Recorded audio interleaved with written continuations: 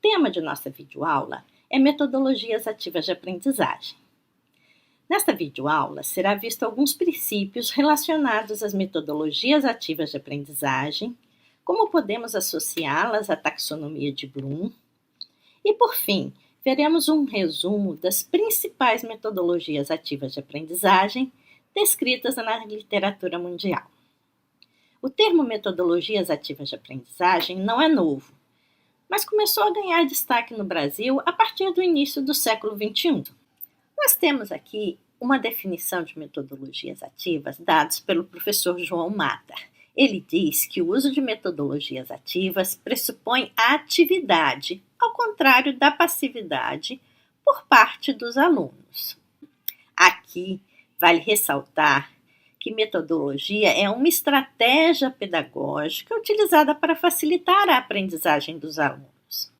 Existem alguns autores, como Silbermann, que em 1996 definiu alguns princípios que associam ações e os resultados da aprendizagem. Ele propõe que a aprendizagem se torna mais profunda quanto maior for o envolvimento do aluno com o conteúdo estudado.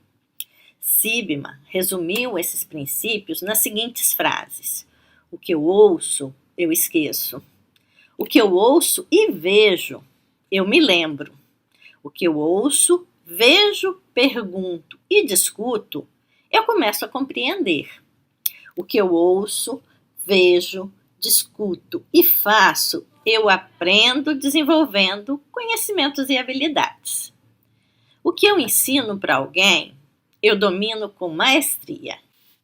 E para conseguir sucesso com o uso de metodologias ativas, é necessário conseguir envolver os alunos. Mas como fazer isso? Saindo do lugar comum, propondo os desafios que levem os alunos a resolver problemas reais que tenham significado para eles, promovendo a autonomia dos alunos, permitindo a tomada de decisão quanto aos seus percursos e métodos de aprendizagem, permitindo que os alunos explorem novas possibilidades, que ultrapassem os muros da escola, vendo o erro como parte do processo de aprendizagem. Ele não deve ser punido, mas levar os alunos a refletirem sobre os resultados de suas ações. A aprendizagem não precisa ser algo maçante, então leve seus alunos enquanto aprendem a se divertir. Lembrando, eu não devo me divertir para aprender, mas eu posso me divertir enquanto aprendo. A promoção da aprendizagem sempre deve ser o foco do professor. Isso é possível de ser alcançado propondo atividades que sejam interessantes, pois alunos que trabalham com temas que sejam de seu interesse tendem a se dedicar mais, têm que ser desafiadoras. Essas atividades devem ser desafiadoras, mas ao mesmo tempo possíveis de serem realizadas. Ninguém gosta de realizar tarefas as quais sabe de antemão o resultado. Elas devem ser inquisitoras. Elas devem gerar novos questionamentos e curiosidades, o que leva o aluno a ir além dos conteúdos dados em sala de aula. Elas devem ser reflexivas, procurando levar os alunos a refletirem não só sobre a tarefa que estão realizando, o que estão aprendendo com essa atividade e como estão aprendendo. Tudo isso deve acontecer nesse novo cenário, juntamente com a mudança de atitudes. Aqui, o aluno deve ler, escrever, perguntar, discutir, estar ocupado em resolver problemas e desenvolver projetos. Realizar tarefas de níveis cognitivos mais altos, como a criação, a síntese, a análise e a aplicação, e não apenas ser um receptor da informação. O professor deve atuar como orientador, supervisor, facilitador do processo de aprendizagem, e não apenas como uma única fonte de informação. Aqui vale ressaltar que informação significa dados processados sobre alguém ou alguma coisa, enquanto que o conhecimento refere-se a informações úteis obtidas através da aprendizagem e da experiência. Os professores transmitem informações, eles não podem transmitir conhecimentos, somente ajudar os seus alunos a construir esse conhecimento. Agora que falamos um pouco sobre as metodologias ativas de aprendizagem, iremos procurar associá-las à taxonomia de Bloom. Aqui nessa parte do vídeo, nós vemos a imagem de uma pirâmide que representa a taxonomia de Bloom. Olhando a pirâmide representativa da taxonomia de Bloom, podemos ver que a complexidade dos domínios cognitivos são representados por 6 categorias, aumentando da base da pirâmide para o topo. Da base para o topo, nós temos os seguintes domínios cognitivos: lembrar, entender, aplicar, analisar, sintetizar e criar. Essa pirâmide pode ser dividida em 2 partes, como visto a seguir. Temos na parte inferior os domínios cognitivos ligados a entender e a lembrar. Esses domínios cognitivos estão mais associados à aprendizagem passiva. Nessa parte superior da divisão que fizemos, nós encontramos os domínios cognitivos ligados às tarefas associadas à aprendizagem ativa. Nessa parte superior, temos a aplicação dos conhecimentos adquiridos, análise das situações reais, síntese de informações com o objetivo de justificar suas escolhas e, por fim, a criação de produtos e processos inovadores. Mas que metodologias podem ser utilizadas para tornar a aprendizagem de nossos alunos mais significativa? Na literatura mundial, existe uma série de metodologias que podem apoiar educadores nessa tarefa.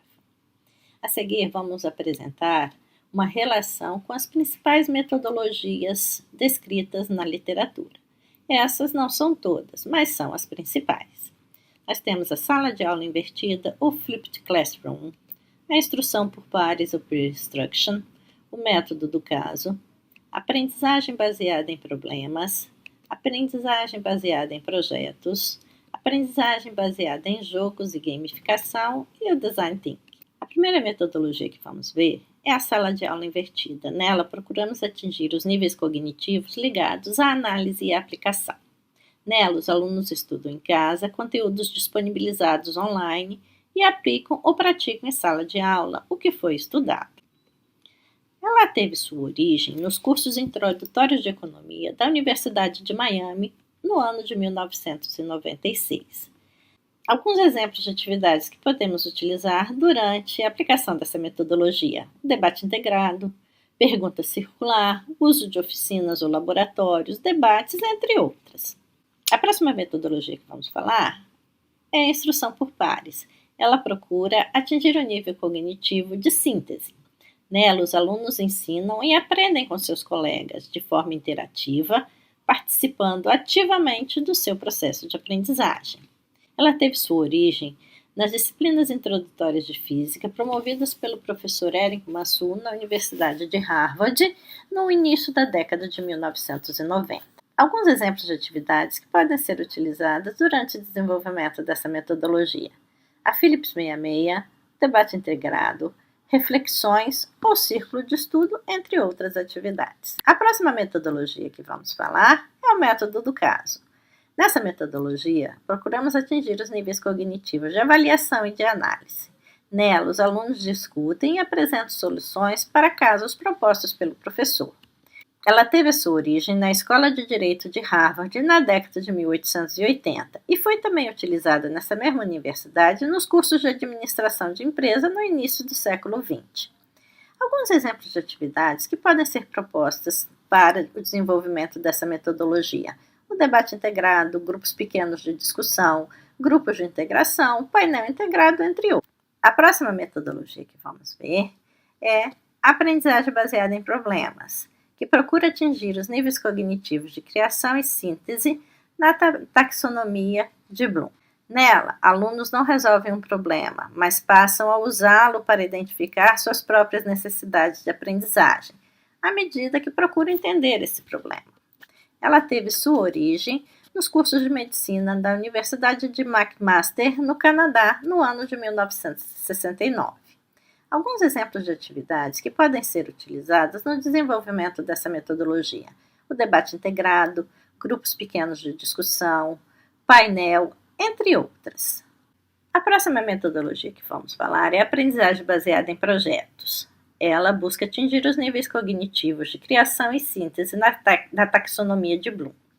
Nela, alunos confrontam problemas do mundo real, desenvolvendo, além de seus conhecimentos teóricos, habilidades para a utilização de tecnologia, resolução de problemas e cooperação. Ela teve a sua origem ainda no ano de 1590 na Europa, nas escolas de arquitetura. Ficou esquecida um tempo e foi redescoberta no ano de 1965, quando se começou a trabalhar com projetos. Um exemplo de atividades que podem ser utilizados nessa metodologia é o debate integrado, grupo de integração, brainstorm, entre outras. A próxima metodologia que iremos apresentar é a aprendizagem baseada em jogos e gamificação. Ela busca atingir os níveis de síntese, análise e aplicação na taxonomia de Bloom. Nela, os alunos são desafiados, são recompensados em um ambiente de competição e cooperação, que é atraente e fácil de perceber. Ela teve as suas origens no termo gamification, criado pelo programador britânico Nick Pilling no ano de 2003. Mas a estrutura dos jogos já era aplicada em situações profissionais desde o início do século XX, principalmente na área de marketing. Alguns exemplos de atividades que podem ser propostas durante o uso dessa metodologia: o uso de jogos, preferencialmente cooperativos, ou solicitar a criação de jogos, solicite seus alunos que criam jogos, usar ambientes gamificados, entre outros. E por último, vamos falar da metodologia Design Thinking. Nessa metodologia, procuramos atingir os níveis de síntese e criação da taxonomia de Bloom. Ela tem uma abordagem centrada na pessoa, onde os alunos devem propor soluções criativas e inovadoras para um problema, com base nas ferramentas do design. Essa metodologia já é utilizada na área de design há muitos anos, mas ela teve a sua origem na educação, com um trabalho intitulado Design Thinking para Educadores, que foi proposto pela empresa IDEO no ano de 2012. Nessa metodologia, podemos usar uma série de atividades, como entrevista, brainstorm, prototipagem, roda de conversa, entre outras. Aqui terminamos a apresentação das principais metodologias ativas de aprendizagem que estão descritas na literatura.